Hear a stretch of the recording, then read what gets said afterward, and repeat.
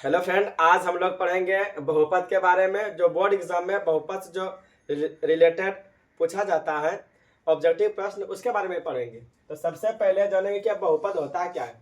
तो बहुपद की पहचान क्या होता है, बहुपद किसे कहते हैं। हम ये वीडियो इसके पहले बना चुके हैं, आप लोग जाकर के यूट्यूब पे जाके देख सकते हैं। तो आज जो है सिर्फ हम लोग सॉल्व करेंगे किसके, बहुपद के प्रश्नों के कैसे ऑब्जेक्टिव के रूप में पूछा जाता है। तो सबसे पहले क्या लिखा हुआ है कि बहुपद द्विघात बहुपद के व्यापक रूप क्या होता है। तो द्विघात बहुपद के जो व्यापक रूप होता है वो होता है a x square plus b x plus c बराबर प्लस सी होता है। एग्जाम्पल भी दे चुके हैं हम कि द्विघात बहुपद का व्यापक रूप इस रूप में होता है। इसका जितना भी प्रश्न होगा तो ये इसी रूप में होगा। इसमें से देखिए, जो एक्स स्क्वायर के साथ जो आगे रहेगा उसको क्या बोलेंगे, ए बोलेंगे। और जो एक्स का गुणक जो होता है वो बी कहलाता है। और सी क्या रहता है, उसको कहते हैं अचर पद। सी वाले का क्या नाम है, अचर पद। प्रश्न में इस तरह का आ जाए तो इनमें से अचर पद कौन है, -2, और चिन्ह के साथ बोलना है। तो देखते हैं इसमें से, ये आपका द्विघात बहुपद का एक एग्जांपल लिए। इनमें से ए कौन है, तो देखिए ए कैसे पहचानेंगे, एक्स स्क्वायर के साथ जो गुणांक के रूप में रहता है वो ए कहलाता है। इस हिसाब से देखते हैं, इसका ए कौन हो गया 3, बी कौन हो गया 7, और अचर पद कौन हो गया 2। लेकिन इसको बोलेंगे तो माइनस के साथ बोलेंगे। इस प्रकार हम ए और बी और सी को, तो सबसे पहले देखते हैं, आप लोग इसका जवाब दीजिए कि ए और बी और सी का मान क्या होगा। तो हमको उम्मीद है कि बहुत बच्चे इसका गलत जवाब देंगे। तो देखिए यहाँ पे ये पहले सबसे पहला प्रश्न ये है कि ये आपका पहले बहुपद है ही नहीं, क्योंकि जो है ना बहुपद पहचाने का क्या नियम है, यदि चर बटे में आ जाए तो वो बहुपद नहीं होता है। तो यहाँ पे देखिए चर का क्या आ गया, बटे में आ गया है। अगर ऊपर एक चर और रहता कर देता तो वो बहुपद हो जाता, लेकिन ये ऐसा तो है नहीं। नीचे एक्स है, सॉरी नीचे एक्स है, तो इसका हिसाब से क्या हुआ, इसके हिसाब से ये बहुपद है ही नहीं, तो इसका ABC का मान नहीं लिखेंगे हम लोग। नेक्स्ट क्या है, एक नंबर है। इस प्रकार से आप लोग को इसमें 10 टॉपिक का सवाल बताया जाएगा। तो वो पहला बता दिए, ये 10 नंबर का सवाल आपको 10 नंबर में ही बताएंगे। बहुत इंपॉर्टेंट प्रश्न है। आगे क्या है, बहुपदों की शून्य कैसे जाने, मतलब ये कैसे पता करेंगे कि यह बहुपद कौन सी बहुपद का शून्य कितना होता है, इसके बारे में यहाँ देखेंगे। रैखिक बहुपद, इसका शून्यक 1 होता है, वो कैसे, वो अभी बता देते हैं। द्विघात बहुपद, इसका शून्यक 2 होता है, कैसे होगा बता देंगे। त्रिघात बहुपद, इसका शून्यक 3 होगा, क्योंकि इसका जो व्यापक जो रूप लिखेंगे हम लोग, इसे लिखेंगे ए एक्स प्लस बी। इसका होगा a x square plus b x plus c. तो इसका व्यापक रूप क्या होगा, a x cube plus b x square plus c x plus d. अब देखिए, जितना आपका पावर रहेगा, चर के अधिकतम घात, जितना घात अधिक रहेगा उतने शून्यक निकलेगा। अब यहाँ देखते हैं अधिक घात कितना, इसका 1 है, तो शून्यक भी 1 आया। इसमें देखते हैं इसका व्यापक रूप ये होता है, तो चर अधिकतम घात 2 है, तो इसका भी शून्यक 2 आएगा। त्रिघात बहुपद में 3 घात वाला है, तो इसका शून्यक 3 हो गया।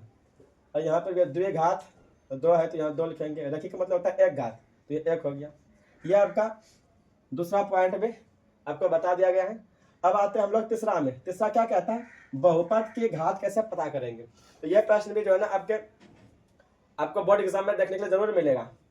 तो देखते हैं कि यह क्या लिखा हुआ है कि तो बहुपद की घात को पहले पहचानता कैसे है। इसका यहाँ पे लिख चुके हैं, इसका क्या तरीका है पहचानने का। चर के अधिकतम घात ही बहुपद की घात होता है। जो प्रश्न आपको दिया जाएगा तो उसके चर के अधिकतम घात को देखना है।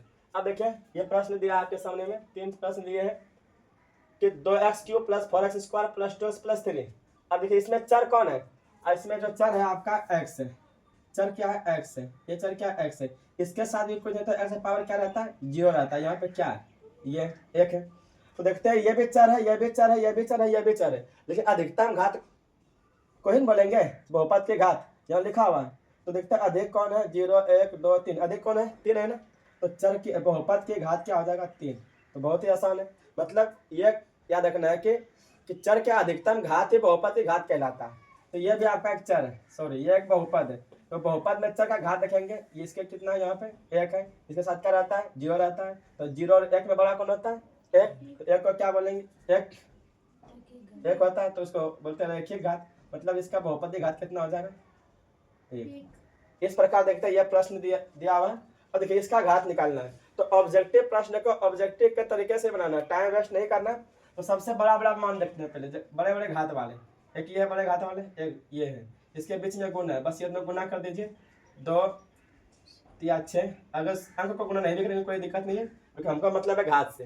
तो ये है एक्स स्क्वायर, ये है एक्स पावर 5, बीच में गुना है। तो हम लोग पढ़े हैं कि यदि आधार एक ही जैसा रहे और गुना में तो पावर जुड़ता है, इस हिसाब से क्या हो जाएगा, ये 2 और ये 5 जुड़ जाएगा, एक्स पावर कितना हो गया 7। बाकी सब में तो एक्स है भी नहीं, अगर रहता भी तो इससे छोटा भी रहता है, क्योंकि अधिक मान वाले तो पहले हम गुना कर चुके हैं। तो इस हिसाब से देखिए ये आपका 7 हो गया, तो अधिकतम घात ही 7 है, तो बहुपदी घात क्या हो जाएगा 7। इसका मतलब यह होगा चर क्या अधिकतम घात ही बहुपदी घात कहलाता है। जो अधिक वाला मान होगा बस वही आपका क्या कहलाएगा, बहुपद की घात। अब चलते हैं, ये 3 नंबर था। अब चौथा टॉपिक, चौथा पॉइंट क्या कहता है कि शून्यक 2 और 8 वाले बहुपदों की संख्या कितनी होगी, और हम अभी लिख देते हैं अनंत या फिर अनगिनत। अब पूछेंगे कैसे सर, सेम प्रोसेस वही बोला है, इसका भी हो जाएगा अनगिनत। अब कैसे बताते हैं, बोलता ऐसा कितना बहुपद है जिसका कि शून्यक 2 और 8 निकल सकता है। ऐसा बहुत से बहुपद है जिसका शून्यक 2 और 8 निकल सकता है, नहीं हो सकता ऐसा, जरूरी है कि एक ही प्रश्न का सिर्फ 2 और 8 शून्य निकले, तो अनगिनत होगा। तो इस तरह ये भी सवाल है 4 और 7। तो ऐसा कितना बहुपद वाले प्रश्न है जिसका शून्यक कितना 4 और 7 होगा, तो अनगिनत है, बहुत से प्रश्न है, इसका भी क्या हो जाएगा अनगिनत। ऐसे प्रश्न पूछा जाता है। अब देखिए एक हम लिए हैं शून्यक निकालने के लिए, और एक शून्यक 3 डिजिट वाला भी बताया जाएगा। तो 5वां पॉइंट क्या कह रहा है कि एक्स स्क्वायर माइनस 3 का शून्यक। देखिए ये सवाल पूछा जाता है, ये 100% ये सवाल आपका आएगा बोर्ड एग्जाम, इस तरह सवाल आता है। अब ये शून्य निकालना है तो इसको लॉन्ग प्रोसेस से भी निकाल सकते हैं, शॉर्ट प्रोसेस से भी निकाल सकते हैं। तो आपका दोनों विधि से बताते हैं, ये बताएंगे लॉन्ग प्रोसेस से या शॉर्ट प्रोसेस से। ऑब्जेक्टिव में शॉर्ट प्रोसेस ही कम करना है आप लोग को। अब देखिए शून्यक का मतलब ही होता है 0, कहने मतलब एक्स स्क्वायर माइनस 3 0। अब देखिए एक बात ध्यान में रखना है, जितना अधिकतम घात रहेगा उतने शून्यक निकलेगा। अधिकतम घात 2 शून्य, अधिकतम घात 3 तो 3 शून्य, इसका अधिकतम घात 2 तो 2 शून्य निकलेगा। क्या करेंगे इसको, एक्स ये उधर चला जाएगा, हो जाएगा प्लस स्क्वायर है नहीं प्लस 3। अब एक्स का मान निकालेंगे तो ये क्या 3 है, स्क्वायर तो उधर भेजेंगे तो क्या बन जाएगा रूट में, लेकिन ये प्लस और माइनस हो जाएगा, ये इसका 2 से निकलिए। एक बार प्लस में आपका हो गया रूट 3 एक्स का मान, एक माइनस में रूट 3 मान। ये आपके यदि ऑप्शन में कहीं दिखेगा तो आपको इसको टिक लगा देना।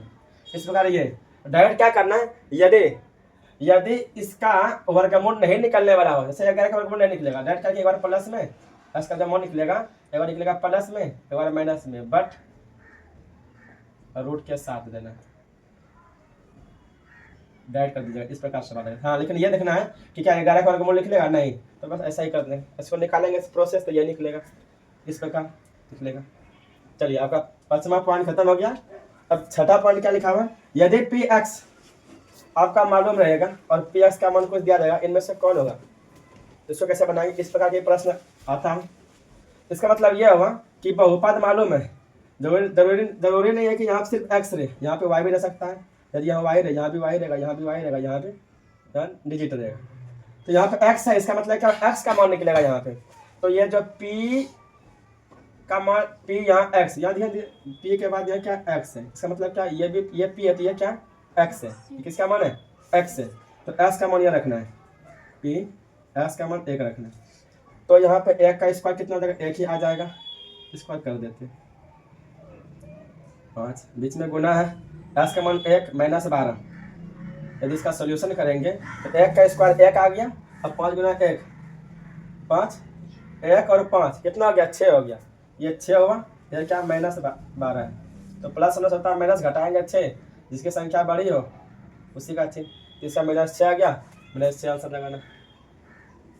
बहुपद चैप्टर से जितने जुड़े हुए आपका ऑब्जेक्टिव प्रश्न बनते हैं उसका ऑल वीडियो डालेंगे। आज 10 तक रहेगा, 10 में से आपका 6 पॉइंट हो चुका है। 7वां देखते हैं, ये जो है ना, अच्छा शून्य का मतलब क्या हुआ, ये एक्स पी एक्स का एक्स शून्य है, इसका मतलब ये हो गया कि एक्स का मान किसी का ना किसी का 2 जरूर निकला होगा, तब ना इसका शून्य निकला हुआ है यहाँ पे 2, और यहाँ का 2 होना चाहिए, तो 2 कैसे होगा, ध्यान देना।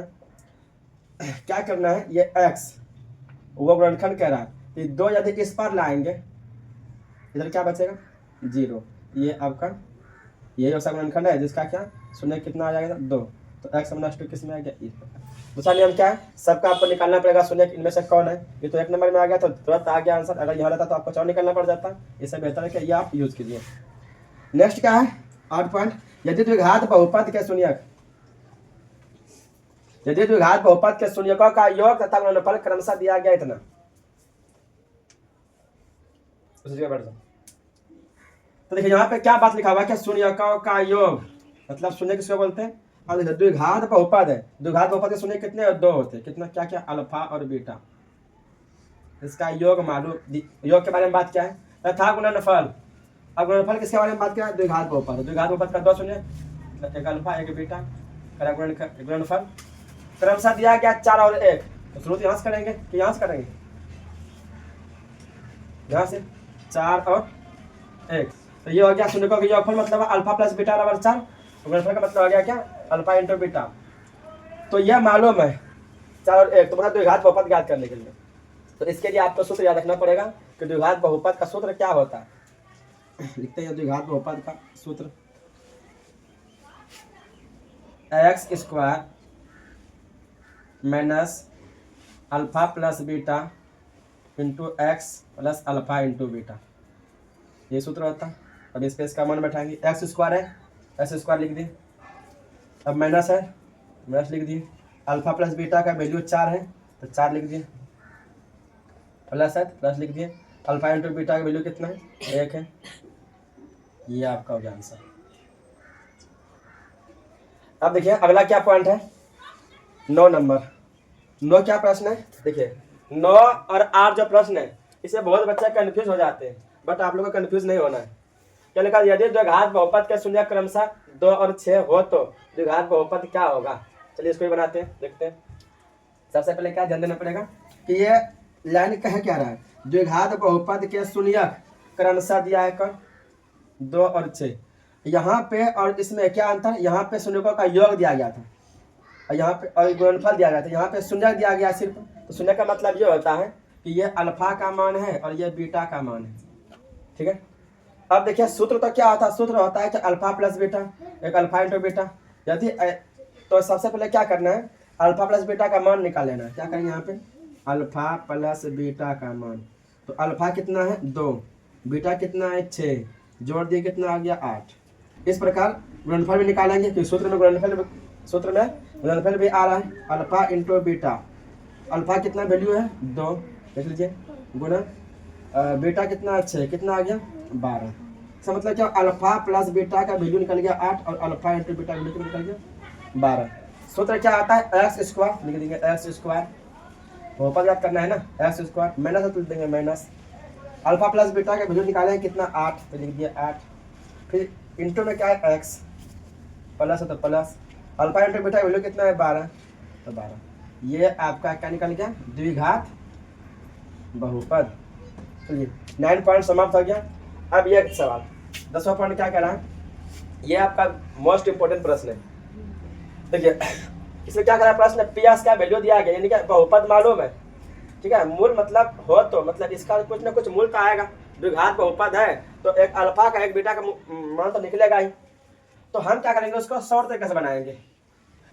सबसे पहले इसमें इसका सूत्र होता है, इसका सूत्र क्या होता है 1 प्लस अल्फा 1 प्लस बीटा। सबसे बेहतर उपाय यह है कि आप अगर बचना चाहते हैं कि नहीं इसके गुणनखंड मूल निकालना है, उसमें बहुत टाइम लग जाएगा, इसका सूत्र होता है माइनस बी बटे सी।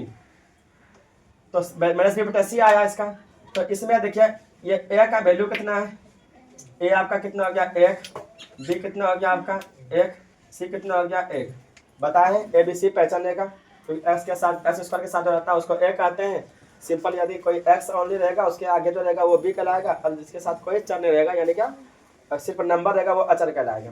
तो ए बी सी का वैल्यू कितना हो गया 1, निकालना है क्या, इस पर मान निकालना है, इसका मान क्या होगा सूत्र होता है माइनस बी बटे सी, तो माइनस लिख दिया माइनस बी का वैल्यू कितना 1, सी का वैल्यू कितना 1, भाग देंगे तो -1, ये आपका आंसर है बी। तो मुझे उम्मीद है कि आपको ये वीडियो बहुत पसंद आया होगा। तो आप इसे लाइक कीजिए, शेयर कीजिए और सब्सक्राइब कीजिए।